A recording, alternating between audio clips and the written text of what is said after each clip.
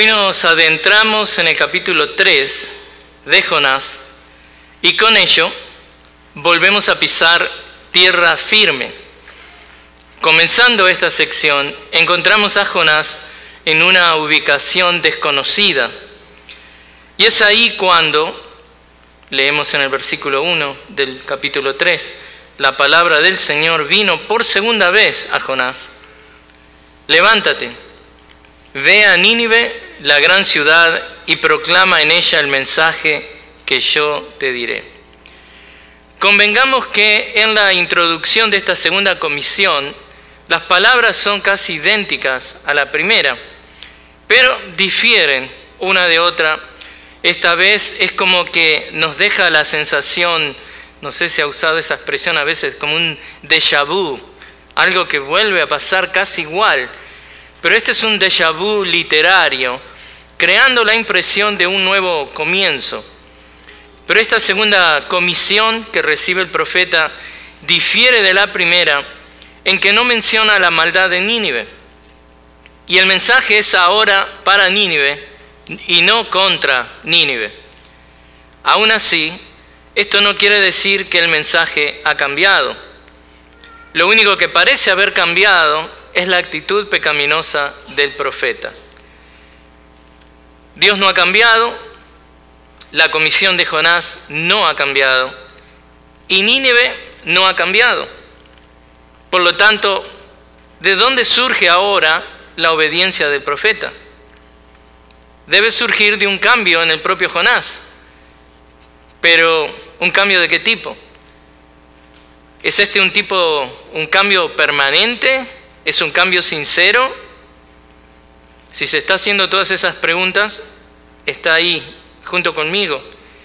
Y yo creo que sí, es un cambio sincero el del profeta, pero no es un cambio permanente, como vamos a ver más adelante. Pero considerando la estructura del capítulo 3, de que no dista mucho de tantos otros relatos bíblicos, en el sentido de que el arribo de Jonás, miren lo que va a hacer, va a ocasionar que Nínive va a crear una crisis, debido a que al mensaje de destrucción que Jonás está presentando. Y luego, en los versículos siguientes, Jonás explica o explora este clímax que ha sido creado, esta situación que ha sido creada por la crisis que se desata. Algo que también veremos en las siguientes semanas. Pero, como hemos visto antes, el tercer capítulo de Jonás se abre con una construcción casi idéntica a la del primer capítulo, salvo que hay una omisión, algo que no se dice, y hay algo que es un añadimiento, algo que se agrega. El capítulo 3 es parte de una sección que nos lleva de una aceptación sumisa del profeta, luego de haber sido rescatado, a luego nos lleva a mostrar que al profeta resentido, enfadado por la misericordia de Dios que los ninivitas recibieron de parte de Dios. E increíblemente, si estamos atentos a lo que nos narra el libro de Jonás, lo que nos enseña esta sección es que para muchos, y va a sonar raro, para muchos la misericordia de Dios es ofensiva. No puede ser que Dios perdone tanto. Y esa fue la materia, como si hubiera ido al colegio, ¿no? Fue la materia que Jonás no aprobó. Por eso fue enviado nuevamente por Dios a aprender misericordia en una escuela bastante traumatizante. Si ustedes los chicos se quejan de ir a la escuela, Jonás tuvo que volver a aprender misericordia, tomar de nuevo esa materia en la Universidad del Pez hediondo. Hasta que Dios lo rescata y le recuerda de la misericordia de Dios que Dios le ofrece a los suyos también. Por eso, conforme hoy vemos al Dios de las segundas oportunidades, no solamente vamos a estar viendo a Jonás, sino que vamos a estar tratando el tema desde un aspecto más general. Hoy les voy a mostrar segundas oportunidades, segunda oportunidad que recibió Jonás, pero otras segundas oportunidades en el resto de la Biblia, y también quiero llevarlos un poco mostrándoles segundas oportunidades que se han recibido en la historia de la iglesia. Por lo que quiero resaltar hoy si hay algo que se lleva hoy a su casa, es que Dios nos brinda segundas oportunidades para que le obedezcamos y mostremos un cambio. Veamos, es Dios quien brinda la segunda oportunidad al profeta, ¿no es cierto? Así que el mensaje que vemos hoy, el Dios de las segundas oportunidades, tiene mucho que ver con nosotros. Y vamos a ver cómo se vio la segunda oportunidad que Dios le ofrece a Jonás. Así que leemos, empezando el primer punto que les doy, la segunda oportunidad para Jonás. La palabra del Señor vino por segunda vez a Jonás. Una vez más, ¿qué es lo que vemos ahí? A Dios en control absoluto de la narrativa del texto. Esto es acerca de Dios. Dado que la palabra del Señor es dada a Jonás por segunda vez, esto también claramente nos indica que es Jonás a quien se le está brindando esta segunda oportunidad, y es Dios quien está brindando esa segunda oportunidad. Lo que queda claro es que hubo una ocasión anterior donde el estándar divino no fue honrado de parte de Jonás. Y esta palabra divina viene nuevamente después de un periodo de preparación. Esta palabra, la palabra de Dios, viene al profeta, digamos, desconectada de todas las experiencias y vivencias que el profeta experimentó en los primeros 2 capítulos. Empieza todo de nuevo para el profeta. Ese tiempo, si bien empieza todo de nuevo para el profeta, la palabra que él le da no está desconectada de todo lo que Dios le ha venido enseñando al profeta Jonás. Ese tiempo que él pasó en la panza del pez es el periodo de prueba que Dios usó para corregir la actitud del profeta. Y una ilustración de esto, de lo que les estoy contando, sería, por ejemplo, cuando un alumno es reprobado, pero no al punto de que pierda el año. ¿Qué es lo que pasa? La idea es ser reprobado para que revisite el material que debía haber aprendido y no aprendió, y lo aprenda. En Argentina, por ejemplo, decimos que Jonás se llevó misericordia a marzo, la materia que no hizo bien. O sea, tiene que rendir esa materia para pasar el año. En Colombia, por ejemplo, se diría que Jonás se colgó esa materia, misericordia, y tiene que validarla en diciembre. Para que tenga una idea, ¿no? Le pregunté a mis amigos mexicanos, pero me olvidé cómo era. Así que Jehová, quien no desea que su profeta sea reprobado, le ofrece misericordiosamente a Jonás una segunda oportunidad para someterse a esta comisión divina de ir a Nínive. En apariencia, Jonás accede, pero su actitud hacia la misión no cambia en lo esencial. Si bien Dios estaba tratando con Jonás, tal como un padre trata con su hijo rebelde, ¿qué es lo que está haciendo Dios? Dios le permite elegir a Jonás su propio camino hasta el punto de que él pueda sentir su propia misericordia. Y Dios lo hace con nosotros constantemente. Ok, ¿quieres esto? Dios nos deja ir hasta que nos duele y le pedimos a Dios que nos ayude.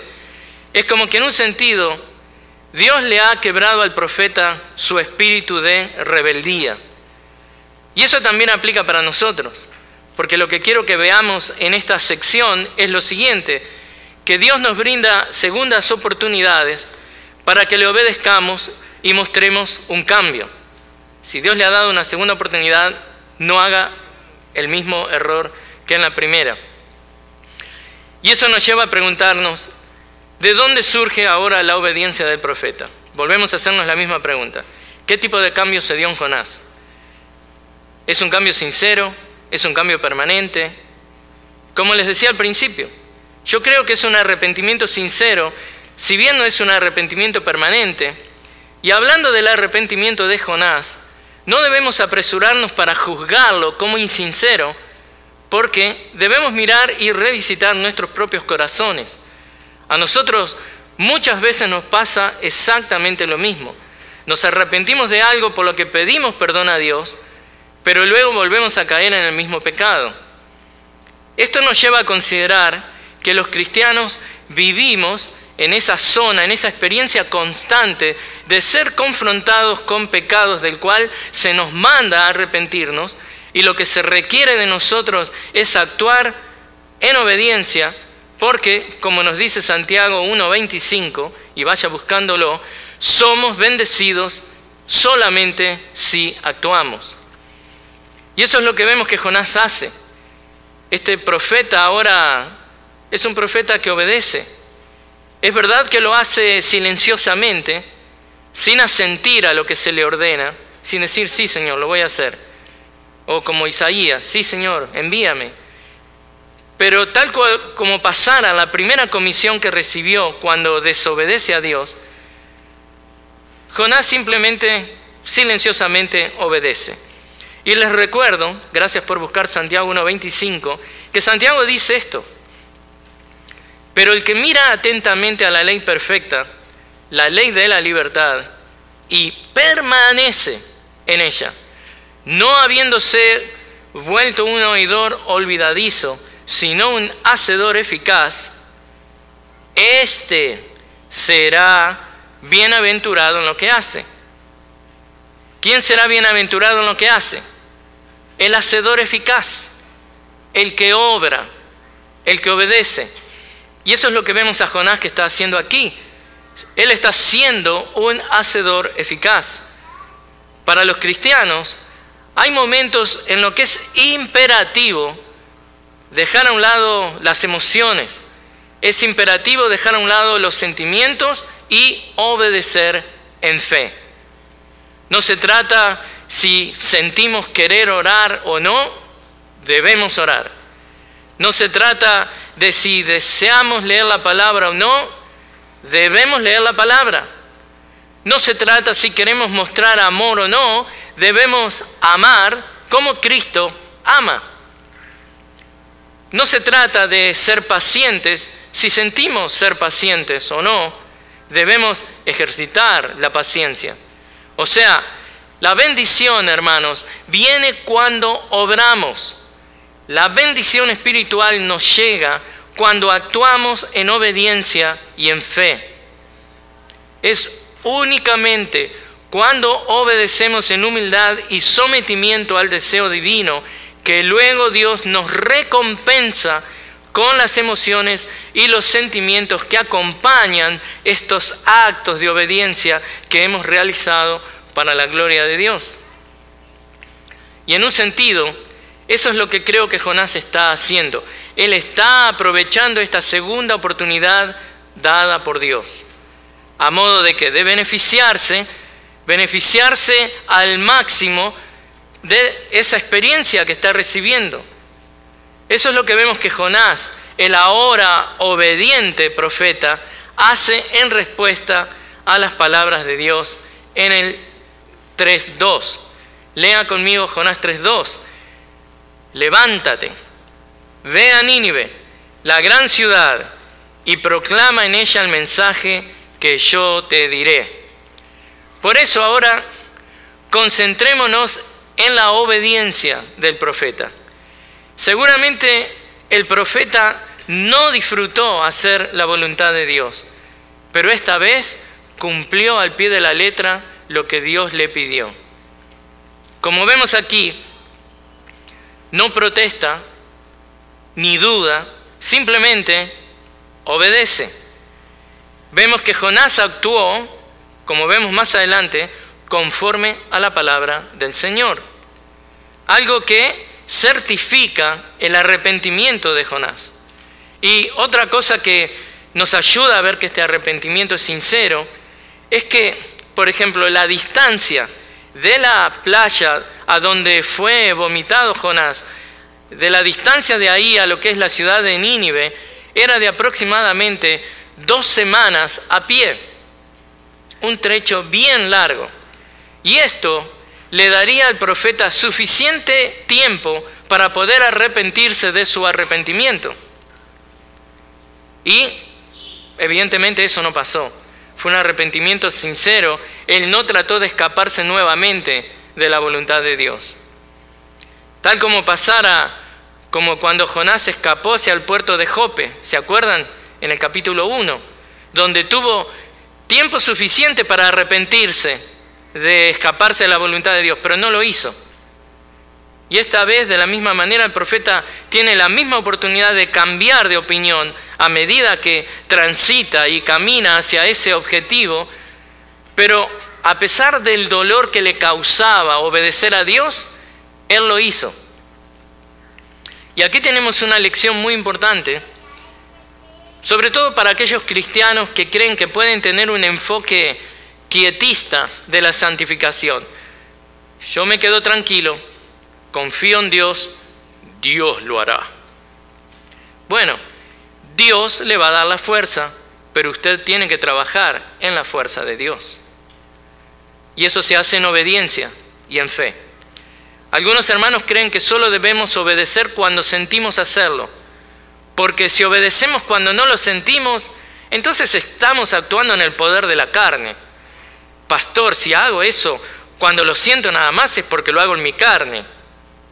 Pero si bien es verdad que es hermoso cuando obedecemos porque sentimos hacerlo, la otra parte de la realidad es que debemos obedecer por fe, por convicción, y no dejarnos llevar por nuestros sentimientos y emociones.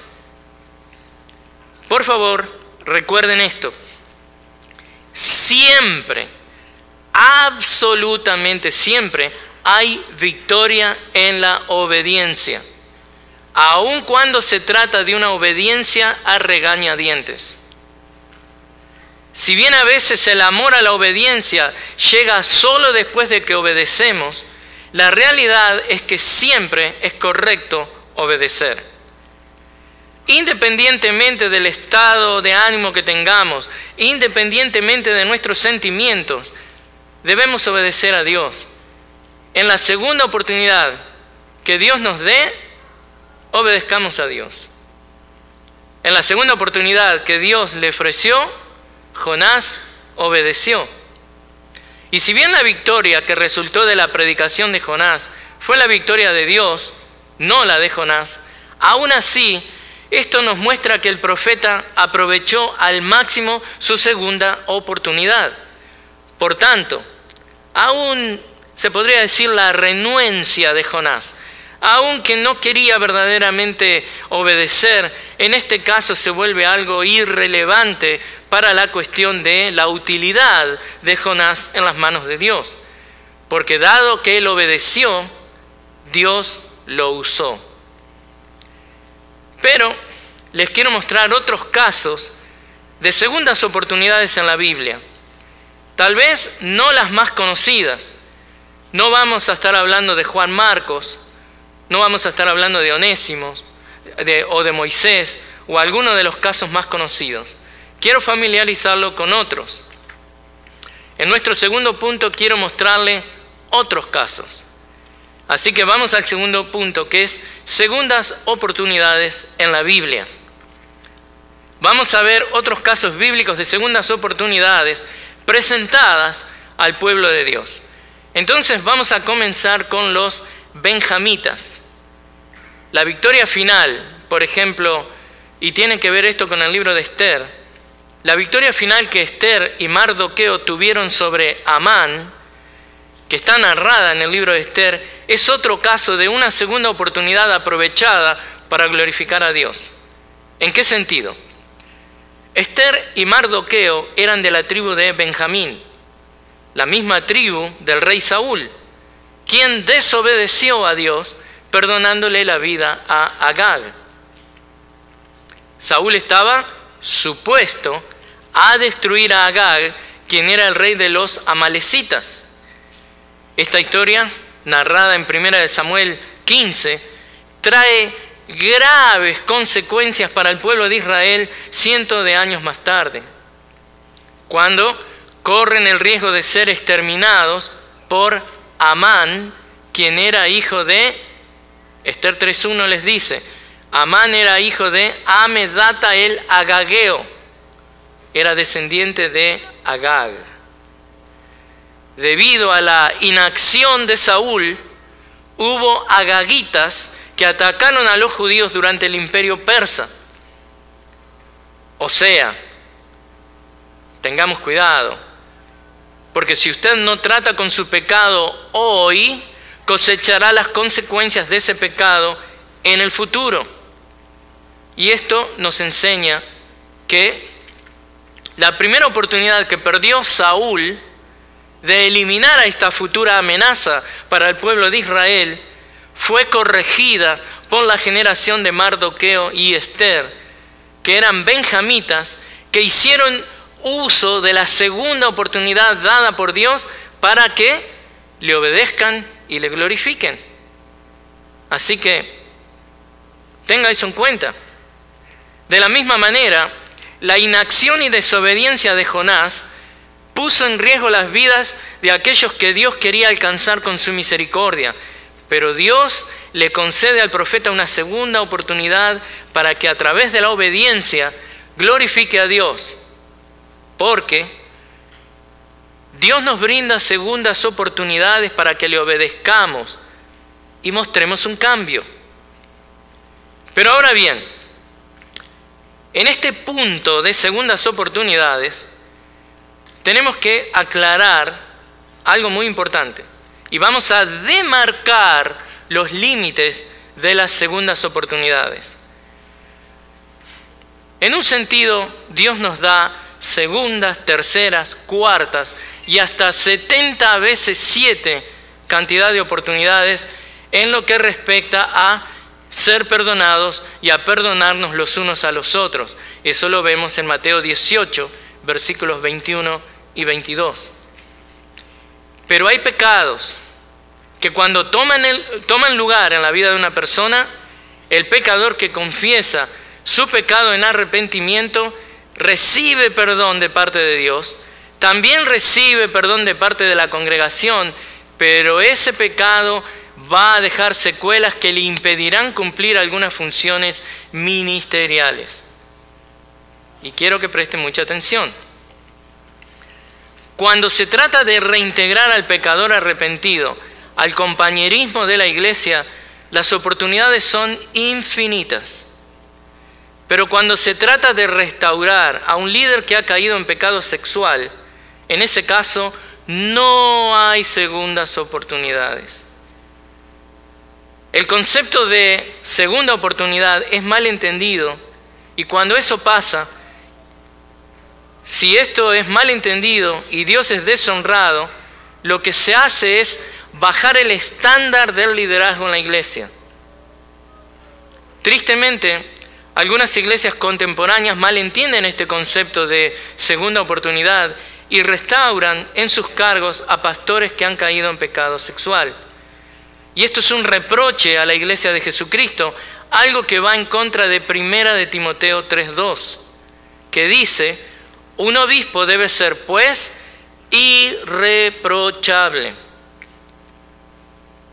Es algo muy pernicioso cuando se barre el pecado debajo de la alfombra, o se espera a que la publicidad y la conmoción pública del pecado desaparezca para restaurar entonces al líder que ha caído. La restauración de un líder que ha caído en pecado sexual debe ser apuntada, ¿sabe a qué? A restablecer sus relaciones familiares, porque evidentemente necesita pedirle perdón a su esposa, necesita pedirle perdón a sus hijos, recomponer esas relaciones,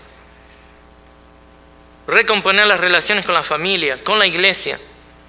Hasta ahí estamos bien, pero bajo ningún modo, de ninguna manera, debe tratar la iglesia de violar el mandato divino de preservar la pureza de la iglesia. Recuerden que esto no es un club social, esta es la iglesia de Jesucristo, que Él compró con su propia sangre. Así que empezando por la pureza y la piedad de los pastores que lideran el rebaño, la pureza sexual debe ser algo en lo que estamos siempre muy atentos para perdonar, en el sentido de incorporar a ese hermano que ha caído a nuestra comunión, pero nunca a un cargo de liderazgo. No hay años de consejería ni rehabilitación que borre las consecuencias del pecado sexual. O sea, no debe ser nuevamente instalado este hombre en el liderazgo. Proverbios 6, 32, 33 dice: el que comete adulterio no tiene entendimiento. El que lo hace destruye su alma. Heridas y vergüenza hallará, y su afrenta no se borrará. Cualquier iglesia que bendice y se complace con una situación así, se expone al castigo divino y le roba la bendición a la congregación. Las segundas oportunidades brindadas por Dios no deben ser confundidas al crear programas sistemáticos de rehabilitación para líderes pecadores. Imagínense esto: si de por sí es nefasto cuando se permite pecado en las congregaciones, cuánto más funesto, cuánto más malo, cuánto más aborrecible es rebajar los estándares bíblicos de liderazgo para facilitarle el pecado a un líder. El modelo de liderazgo, ¿sabe quién es? El modelo de liderazgo en una iglesia es cristocéntrico. Cristo es el modelo. Y el hombre de Dios que verdaderamente puede ayudar al pecador es aquel quien es cada vez más y más parecido a Cristo. No aquel que cayó y dice: bueno, pero ahora yo conozco, yo sé lo que es pecar, así puedo ayudar al que cayó. No, vaya, Señor, y siéntese. El modelo de liderazgo en la iglesia es de un hombre de Dios que se parece cada vez más a Cristo. No aquel que ahora es experimentado en regodearse o regocijarse en su pecado. No. En otras palabras, hermanos, las segundas oportunidades de las que hablamos no aplican para volver al liderazgo. Claro como el agua. Porque algunos pecados destrozan irreparablemente la reputación de un hombre y lo descalifican para siempre de un ministerio de liderazgo. Pablo claramente enseña esto cuando advierte en 1 Corintios 9:27 que esa es una posibilidad para cualquier líder piadoso. Pablo mismo se cuidaba de este peligro. Miren lo que dice ahí. Dice: disciplino mi cuerpo y lo hago mi esclavo, para que después de haber predicado a otros, yo mismo no sea descalificado. 1 Corintios 9:27, Pablo claramente nos dice: este es un tema muy serio que descalifica a un hombre. Por eso yo trabajo en esto. O sea, el ministro que peca sexualmente queda descalificado, y este no es uno de los casos en los que se puede beneficiar de una segunda oportunidad para el ministerio. Piénselo de esta manera, y ya concluyo con esta sección.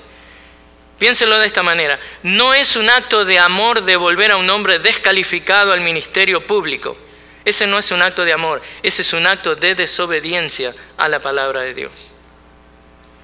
Y algo que aprendemos en la historia de Jonás es que Dios desea obediencia de parte de sus hijos.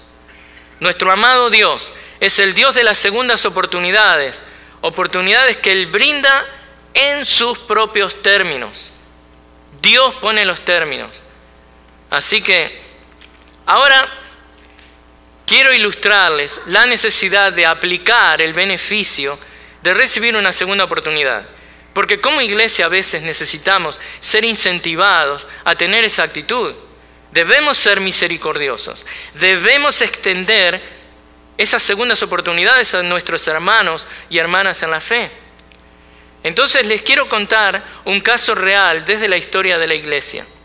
Y este va a ser nuestro punto número 3. Segundas oportunidades en la historia de la iglesia. Porque estamos viendo el mensaje, el Dios de las segundas oportunidades. Entonces les quiero contar 2 persecuciones que hubieron en la iglesia.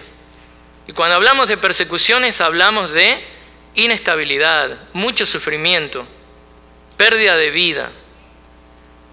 Entonces, eso es lo que está afectando a cada una de las congregaciones que les voy a estar mostrando. En el año 249 o 250 después de Cristo, estuvo lo que se conoce como la persecución de Decio, un emperador romano. El emperador Decio promulgó una ley que requería que los cristianos adoraran a dioses paganos y a los dioses del gobierno romano. Desde que el emperador tomó el trono, empezó a tomar medidas contra las cosas que él creía que traían inestabilidad a su imperio. Y al promulgar este edicto, demandaba una ofrenda anual de sacrificios en estos altares romanos que eran levantados para adorar a los dioses, y no solamente a los dioses paganos, sino al genio y a la excelencia del emperador. Y usted estaba viviendo en el Imperio Romano, tenía que hacerlo. Y ellos llevaban cuenta de eso, si usted lo hizo o no. Quienes ofrecían tales sacrificios recibían un certificado llamado libelo. Y si usted se está preguntando qué tiene que ver esto con segundas oportunidades, tiene que ver en que más tarde la iglesia se vio tan agitada por el problema que esto trajo, de que se encontró con este desafío. ¿Qué hacemos entonces ahora? ¿Cómo tratamos a aquellos que habían negado su fe cristiana para obtener tales certificados? Es como siempre, usted va a encontrar dos extremos. La gente va a responder en forma distinta. Estaban los cobardes que apostataban y estaban los valientes que se negaban a adorar o a obtener este certificado, y al hacerlo sufrían todo tipo de pérdidas materiales, persecuciones, torturas físicas, les mataban a familiares. Miren, hay un caso de un hombre muy conocido, un teólogo muy conocido en la historia de la iglesia, Origen, que debido a esta persecución sufrió torturas y heridas que más tarde le causaron la muerte. Estamos hablando de algo serio. O sea, esto no era algo fácil y trajo una gran división en la iglesia. Parecido a lo que pasó con COVID. Ya había gente que no quería venir a la iglesia. Había gente que se enojaba y estaba en contra del liderazgo de las iglesias que mantenían las puertas abiertas. Trajo división en la iglesia. Y yo lo viví en primera persona en California, en la iglesia Grace. Pero la iglesia Grace y el pastor MacArthur hizo lo que tenían que hacer. La iglesia siguió operando como lo que es, la iglesia de Jesucristo. Pero, ¿cómo se responde a la, división? Aquellos que decidieron quedarse y decidieron seguir asistiendo una vez que la iglesia volvió a abrir las puertas, ¿qué vamos a hacer con nosotros? ¿Los tratamos como que son segunda clase de cristianos? ¿Los desalentamos en la fe? ¿Les refregamos en la cara que son menos cristianos? ¿O los alentamos y usamos misericordia y les extendemos una segunda oportunidad? ¿Quiénes somos nosotros para no hacerlo? Habiendo sido perdonados tan grandemente por un Señor tan amoroso como nuestro Señor. Pero bueno, volviendo a esta persecución, esta fue la primera persecución de carácter, se podría decir, sistemático, universal, donde la burocracia política administrativa del Imperio Romano puso en marcha esta masiva acción represiva en contra de aquellos que no acataban esta ley draconiana, esta ley injusta impuesta por este emperador Decio. Y en un sentido pasó lo mismo acá, por eso les digo, en muchos lugares si usted no tenía el certificado de vacunación, no le dejaban entrar a la iglesia. Esa no es la iglesia de Cristo. Y vale aclarar que en principio esta persecución no fue apuntada directamente a los cristianos. Cuando hablamos de COVID, al principio también era lo mismo. No fue apuntado directo a los cristianos, pero puso a los cristianos en una posición que si respetaban cada una de las cosas que se querían imponer, no había reunión en las iglesias. En el caso de Decio, él había ordenado a todos los ciudadanos que ofrecieran sacrificios a los dioses y obtuvieran un certificado oficial que así lo acreditara. En el caso del señor Fauci y otros, si usted no tenía ese certificado y si usted no estaba usando 7, 10 máscaras a la vez y no estaba a 12 pies, obviamente estoy exagerando, no podía hacer nada. Salvo que ustedes estuvieran en una manifestación rompiendo las ciudades, quemándolas y prendiéndolas a fuego. Ahí sí no había problema. Pero miren, hermanos, como parte de la sociedad que eran estos cristianos, los cristianos fueron afectados y su lealtad monoteísta fue desafiada. Y un gran número de miembros de la iglesia que había ofrecido sacrificios o que había sobornado a magistrados para que les dieran un certificado falso, una vez terminada la persecución, estas personas querían ser admitidas de nuevo en la iglesia. Y la cuestión era qué hacer con estos cristianos considerados, se les llama lapsi, de lapso, pero lapsi, que habían tenido un lapso, una interrupción en su lealtad con Dios. Por miedo, por lo que sea, quiero aclarar que si era un tema de salud, usted era sensible o una persona de una determinada edad, hacía bien quedarse en su casa. Nadie está quitando el sentido común de la situación. Pero esto era algo distinto. Y es aquí cuando la tensión, cuando vuelven estos hermanos, la tensión se hizo notar entre los lapsis y los confesores, quienes eran aquellos que se mantuvieron fieles. Por la gracia de Dios, esta persecución duró solamente 18 meses, hasta que el edicto quedó caducado por la muerte de Decio. ¿Quién estaba en control ahí? Decio al infierno. Dios está en control. Así que, con tiempo y muchas deliberaciones entre las distintas iglesias, una parte de la cristiandad recibió a los lapsis, aquellos que habían tenido una caída, que habían negado la fe. O sea, les extendieron misericordiosamente una segunda oportunidad. Pero hubo otra persecución más adelante, la de Diocleciano. Este es otro caso bien desafiante que vivió la iglesia y que requirió el uso de la misericordia para extender una segunda oportunidad a los que habían apostatado. Se dio durante el reinado de Diocleciano, o Diocles para los amigos. Ningún cristiano lo llamaba Diocles. Este Diocleciano reinó desde el 284 al 305 después de Cristo. Le digo algo de Diocleciano. Mire, era un líder militar muy fuerte que subió al trono imperial al final de un siglo que estaba marcado por el desorden político en el Imperio Romano. Entonces esto ocasionó algo en él. Él creía que solo a través de una monarquía fuerte se podía salvar el imperio y la cultura clásica romana.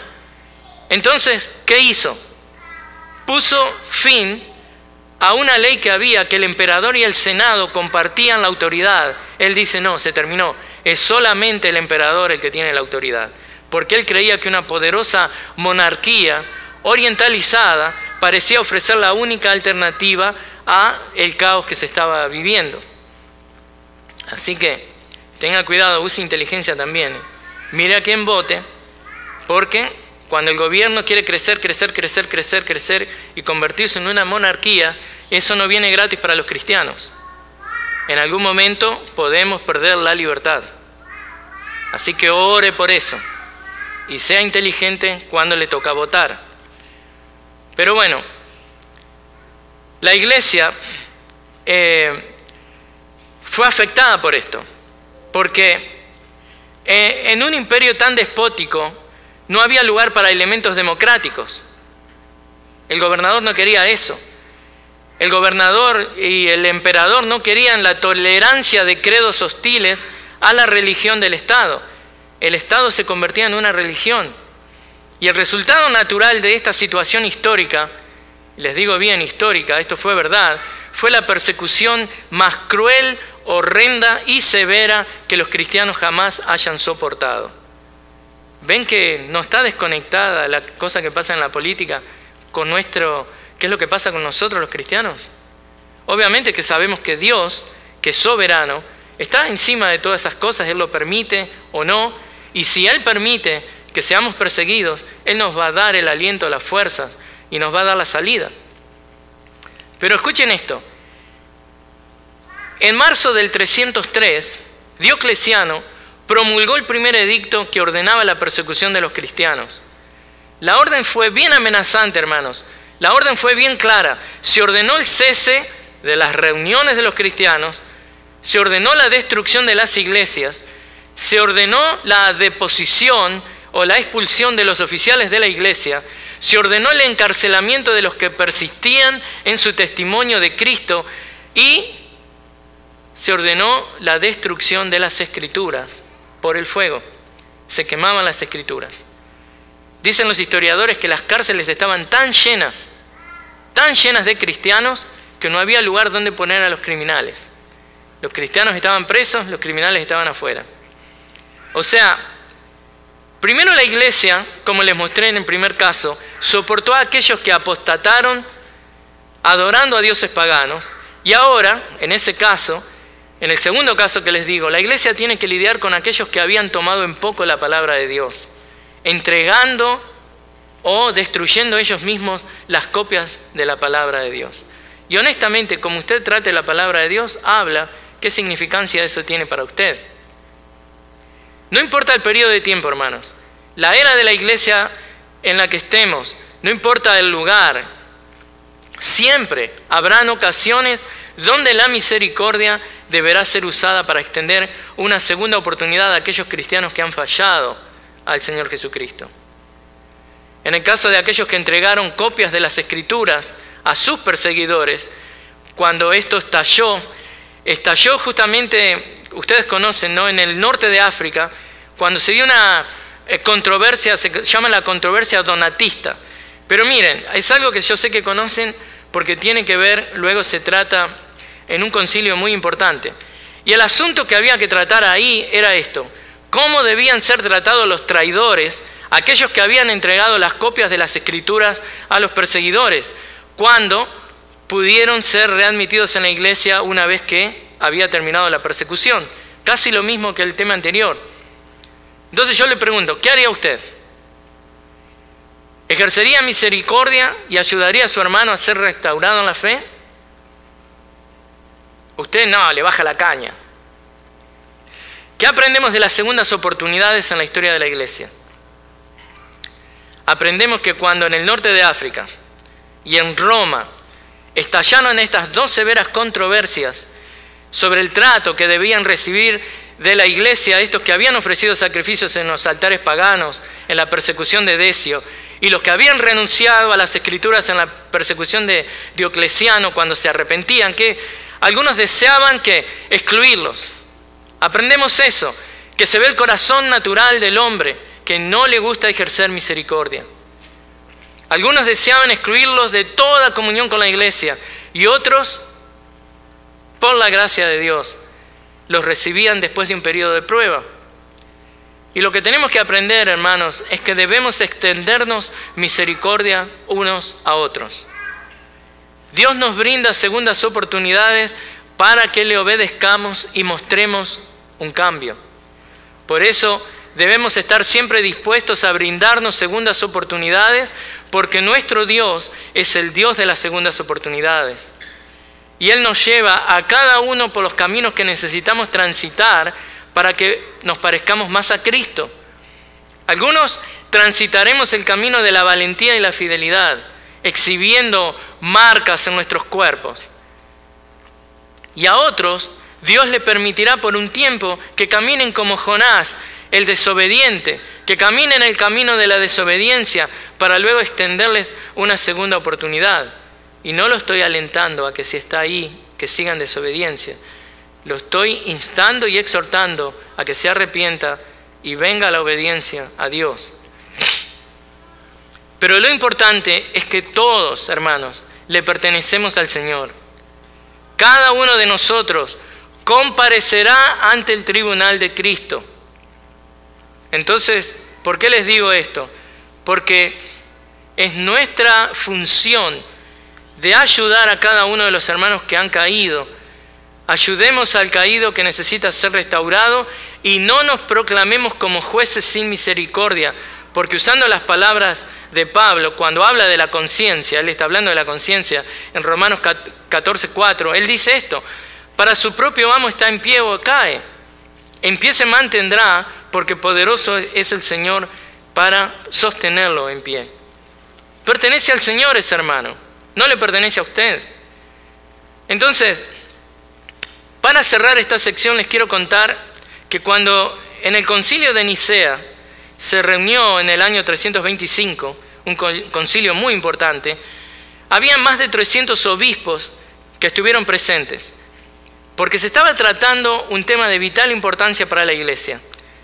Se estaba por condenar las creencias heréticas de un tal Ario, y en ese tenso y muy especial concilio entre los obispos, escuchen esto, habían algunos que llevaban en sus cuerpos las marcas de las torturas sufridas por causa de su fe durante estas duras persecuciones. Pero ahí estaban, todos juntos, abrazados por la segunda oportunidad que Dios les había dado a cada uno de ellos, con marcas o sin marcas, con cicatrices o sin ellas. Así que concluyamos este mensaje. Hemos visto que Dios nos brinda segundas oportunidades para que le obedezcamos y mostremos que un cambio. Y tal vez en nuestra relación con Dios nos hemos caracterizado por ser duros de corazón, ¿no? Como Jonás, y tal vez ser cabeza duras como Pedro. Yo estoy ahí, estuve ahí. Pero entonces les digo, no se desesperen, hay esperanza. Siempre Dios le da segundas oportunidades a sus hijos. Y eso es lo que somos, dice 1 de Juan 3:1. Somos hijos de Dios. Aun cuando a veces actuamos en nuestra vieja naturaleza, como Pedro, y nos cuesta ser misericordiosos, como le pasó a Jonás, aún así, ¿qué es lo que hizo Cristo? Así como Cristo llamó a Pedro, ¿no? ¿Cómo lo llamó a Pedro? Escuchen esto. Abra su Biblia ahí en Mateo 16:17. Jesús llamó a Pedro hijo de Jonás. Tal vez esa designación, esa manera de tratarle, de nombrarle, nos describe a nosotros también, cuando persistimos en alejarnos y no obedecemos haciendo la voluntad de Dios. Hablando de Jonás y Pedro, quiero mostrarles esta conexión fascinante que encontramos en estos dos personajes, quienes recibieron segundas oportunidades de parte de Dios. Es posible que Jesús haya hecho un juego de palabras ahí, usando Jonás en vez de Juan, que era el nombre del padre de Pedro. Pero evidentemente, si usted está ahí en Mateo 16:17, el Señor tiene en mente a Jonás y tiene en mente a Pedro actuando como Jonás. Es posible que Jesús haya hecho justamente ese juego de palabras, porque justamente lo que está haciendo es comparar a Pedro con Jonás, el profeta renegado. ¿Por qué? Una de las posibles conexiones es que Jesús esté comparando la huida de Jonás. ¿Se acuerdan? Cuando desobedeció y huyó para no cumplir la palabra y el mandamiento de Dios. Jesús está comparando eso con la huida de Pedro. ¿Cuál huida de Pedro? Bueno, la negativa de ambos de obedecer sus respectivos ministerios. Comparten eso, están asociados en eso. Pedro negó al Señor 3 veces, después de querer impedirle al Señor mismo que vaya a la cruz, y después de él mismo en un sentido decir, no quiero la cruz. Y la segunda oportunidad de Pedro de ir a la cruz, la reciben las palabras del Señor en el Evangelio de Juan, en Juan 21, 15 al 19, donde le dice claramente cómo es que va a morir para la gloria de Cristo. Jonás y Pedro, hermanos, son testigos de las segundas oportunidades dadas por Dios. Jonás recibió su segunda oportunidad de ir a estos gentiles paganos. Y Pedro recibió el honor de ser el primer discípulo de ir al mundo gentil. Así como Jonás fue el profeta que hiciera lo mismo en el Antiguo Testamento. Así como Jonás se resistió a este mandato, de la misma manera Pedro al principio se mostró que reticente de ir al mundo de estos ceremonialmente impuros gentiles. ¿Recuerdan el libro de Hechos? No fue sino hasta el momento en el que Pedro recibió la visión de los animales puros e impuros que el apóstol estuvo listo de cumplir su misión divina, yendo ¿a dónde? A la casa de Cornelio. ¿Y cuántas veces recibió la visión? Hablando de Pedro, 3 veces. Puede ser casualidad, la misma cantidad de veces que negó al Señor. ¿Y a dónde recibió la visión? ¿Dónde Pedro recibe la visión de ir a los gentiles en Hechos 10:16?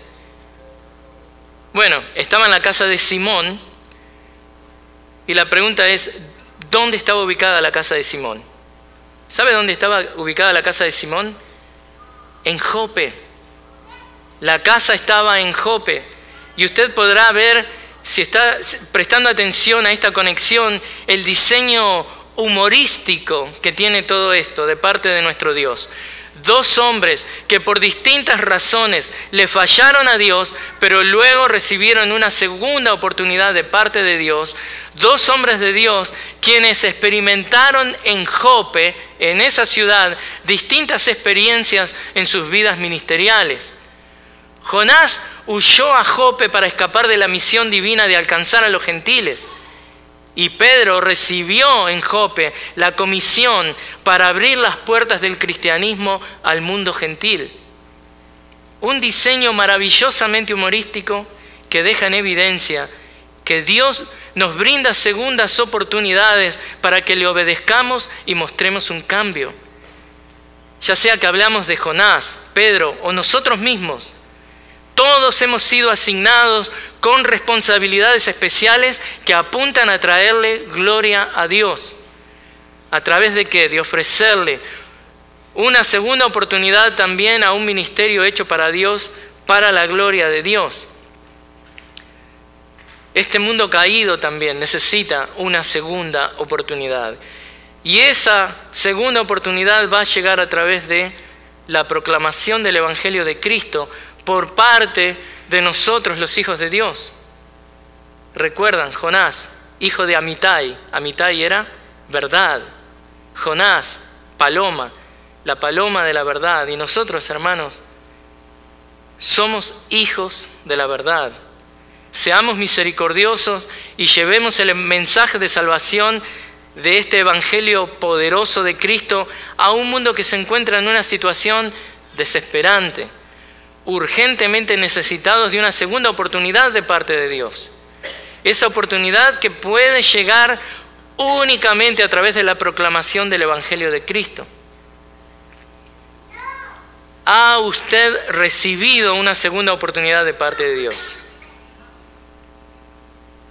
Si es así, ¿qué está haciendo con esta segunda oportunidad? Oremos. Señor, te damos gracias por tu palabra y porque eres un Dios misericordioso, bondadoso, de segundas oportunidades. Ayúdanos, Señor, a aquellos que hemos recibido segundas oportunidades, Señor, a hacer lo mejor de ellas, a glorificarte con nuestra vida, nuestros esfuerzos, con las intenciones de nuestro corazón, Señor. Y te pedimos que cada uno de los que está aquí presentes, que tiene una necesidad y una urgencia de una segunda oportunidad, que la reciba a través de la fe en Cristo. Bendice, Señor, a cada uno de la congregación aquí presente. Glorifícate en sus vidas, dándoles esa segunda oportunidad, Señor, de acuerdo a tu deseo, de acuerdo a tu diseño. Te amamos, Señor. Oramos en el nombre de Cristo. Amén.